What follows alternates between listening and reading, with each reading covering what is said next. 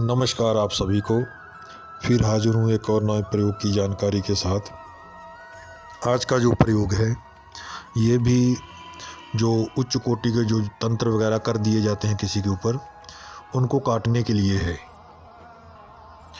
उच्च कोटि का मतलब ये कि अगर किसी ने शमशान से क्रिया कर दी हो, दैत्य वगैरह राक्षस वगैरह पीछे लगा दिए हों, या फिर डाकनी शाकनी वगैरह किसी के पीछे लगा दी हो, जिन्नात वगैरह भी जो गलत क्रियाओं के द्वारा लगा दिए जाते हैं, तो इस तरह की जो क्रियाएं होती हैं उन्हें जो कम शक्ति के जो शब्द होते हैं, जो मंत्र जिसे आप कहते हैं, वो नहीं हटा पाते या उनसे ठीक नहीं हो पाता इंसान। प्रभाव तो उनसे भी होता है लेकिन कुछ दिनों के लिए, जैसे 1 हफ्ता, 10 दिन, 15 दिन, 1 महीना, लेकिन उसके बाद फिर वैसी ही परिस्थितियाँ हो जाती हैं जो पहले की तरह थी। वैसा ही आपको देखने को मिलेगा। ऐसा आपके साथ अक्सर होता भी है। ये इसी वजह से होता है कि जब उच्च कोटि के जो तंत्र मंत्र कर दिए जाते हैं तो उनके लिए प्रबल शक्ति के जो शब्द होते हैं उन्हीं का प्रयोग किया जाता है, तभी उनको हटाया जा सकता है।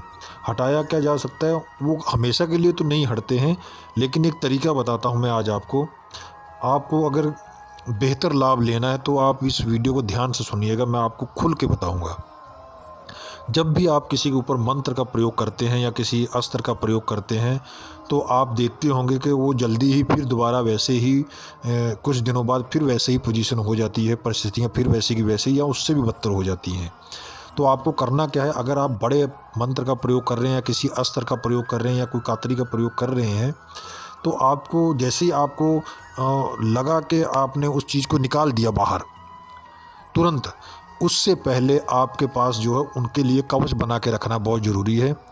और कवच को उसी वक्त जैसे आपने उसको शब्द को चलाया तो वो तो निकल भागेगा वहाँ से, या तो आप उसको पकड़ के अपने बंधन में लीजिए या तो फिर वो तो भागेगा। आप वो किसी भी अस्त्र का प्रयोग करेंगे वो भागेगा।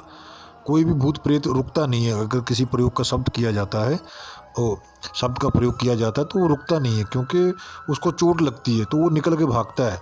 तो वही एक समय होता है कि जब आपके पास एक मौका होता है कि जो रोगी है उसको हमेशा हमेशा के लिए ठीक करने का कैसे, कि आपके पास प्रबल कोटि का एक जो है बंधन होना चाहिए, कवच होना चाहिए, जो कि उनके गले में डाल दीजिए या उनको ऐसा बंधन मार दीजिए कि वो शक्ति उस बंधन को तोड़कर उसके शरीर में दोबारा ना प्रवेश कर पाए। बस समझ लिए रोगी ठीक हो गया। ये होती है ट्रिक ठीक करने की।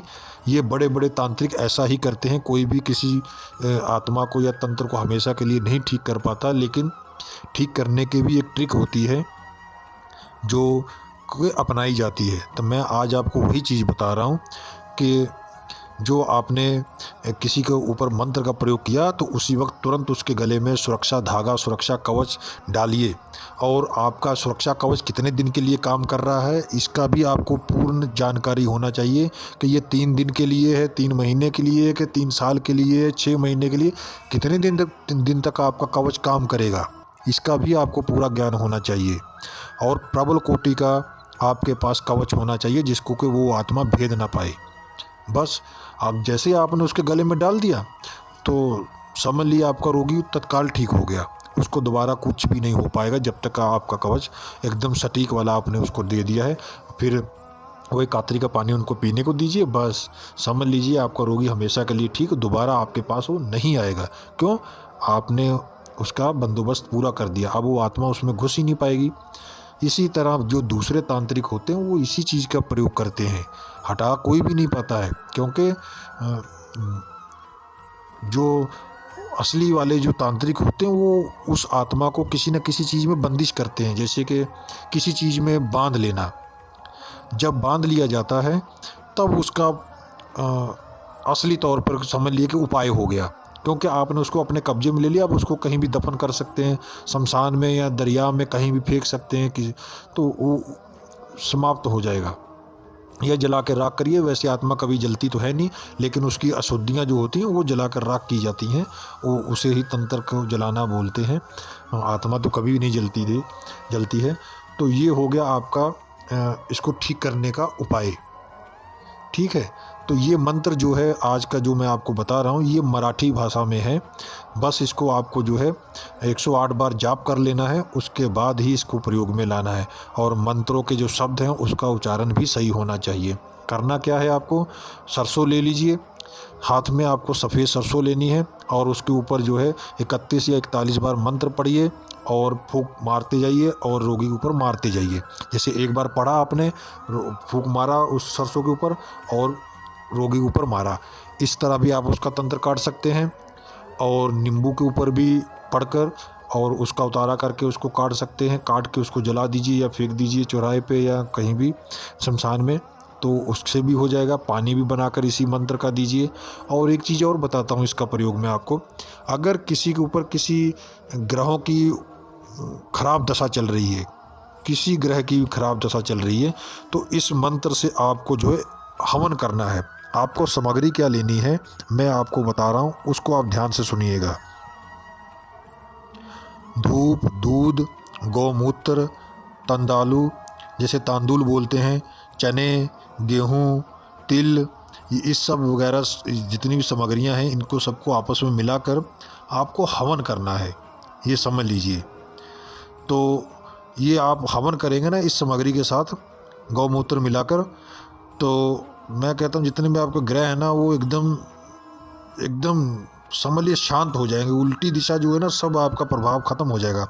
अगर कोई रोगी आपको प्रबल आपके पास तंत्र वाला आ गया, आपके सारे तंत्र मंत्र फेल हो गए हैं, तो उनको सामने बैठाइए और इसी सामग्री को हाथ में अपने लेकर अग्नि जलाकर एक बार मंत्र पढ़ा और उसके ऊपर से एक बार उतारा और हवन में फेंक दिया। इसी तरह आपको 41 बार वो सामग्री जो है उतार कर हवन में डालनी है। आपका तंत्र हमेशा हमेशा के लिए भस्म हो जाएगा। इस प्रयोग को जरूर करके देखिएगा, आपको 100% इसका लाभ मिलेगा अगर मेरी बताई हुई विधि के साथ आप करेंगे। मैंने आपको बिल्कुल सटीक जो है मंत्र दिया है, कोई भी मेरी तरफ से कोई भी त्रुटि नहीं है। जिस तरह के लोग करते हैं कहीं ना कहीं पर कुछ ना कुछ गलत कर देते, जैसे कि मंत्रों की एक लाइन गायब कर दी या विधि में गड़बड़ कर दिया, मैं ऐसा कुछ भी नहीं कर रहा हूँ। मैं चाहता हूँ कि आप अपना इलाज खुद करें और जो आपके अगल बगल जो आसपास में अगर कोई बेचारा परेशान है तो उसका भी आप मदद कर सकें, आपके द्वारा उसका भी समस्या का हल हो जाए। व्यर्थ में ना भटकें। लोगों ने, ढोंगियों ने अपनी दुकानें खोल रखी हैं और आप लोगों को लूट रहे हैं, इससे बचिएगा। और व्यर्थ का वहम भी डाल रहे हैं। कुछ तो ऐसा कर रहे हैं, आप ठीक करवाने जा रहे हैं उल्टा वही और ऊपर से कर रहे हैं। तो बहुत समझदारी से अपना जो है दिमाग से काम लीजिए और जहाँ तक हो सके स्वयं खुद अपने आप को उतना मतलब कि अपने आप को इतना सक्षम बना लीजिए कि अपनी सुरक्षा कर सकें, अपने घर परिवार की सुरक्षा कर सकें, अपने रिश्तेदारों की सुरक्षा कर सकें। इतना तो आप कर ही सकते हैं। जहाँ मेहनत करेंगे वहाँ तो फल मिलेगा ही मिलेगा। इस मंत्र का भी आप सही उपयोग करेंगे तो आपको ज़रूर फल मिलेगा। मैंने इससे पहले भी जो वीडियो डाली है वो भी एकदम सटीक मंत्र है, उसका भी आप प्रयोग करेंगे, वो भी इतना ही शक्तिशाली मंत्र है और उतना ही ये भी है। बस आपको इसको शनिवार को 108 बार जाप कर लीजिएगा, अमावस के दिन कर लीजिएगा, ज़रूरी है। दीप जलाइएगा, मिठाई रखिएगा, अगरबत्ती जलाइएगा और 108 बार उच्चारण करिएगा।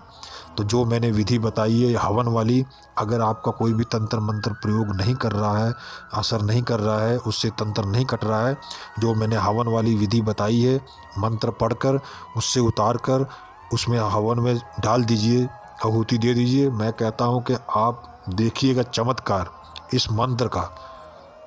ईश्वर आपकी सारी समस्याओं का हल कर देंगे। मैं यही चाहता हूं कि ईश्वर आपकी जो है मनोकामनाओं को पूर्ण करे, आपका परिवार सुखी रहे और जितने भी आपके दुश्मन हैं उनका सर्वनाश हो जाए, सत्यानाश हो जाए। जो दूसरों के ऊपर तंत्र विद्याओं के द्वारा जो है उनको परेशान कर रहे हैं, उनके वंश नहीं बढ़ने चाहिए, उनका वंश आखिरी हो।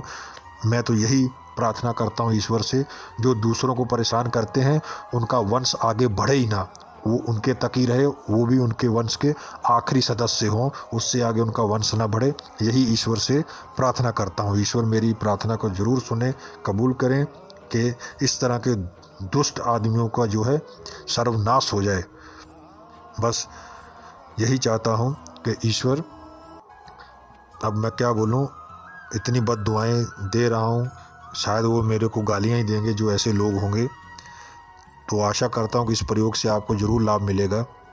आज्ञा दीजिए, फिर मिलूँगा एक और नए प्रयोग की जानकारी के साथ। तब तक के लिए नमस्कार।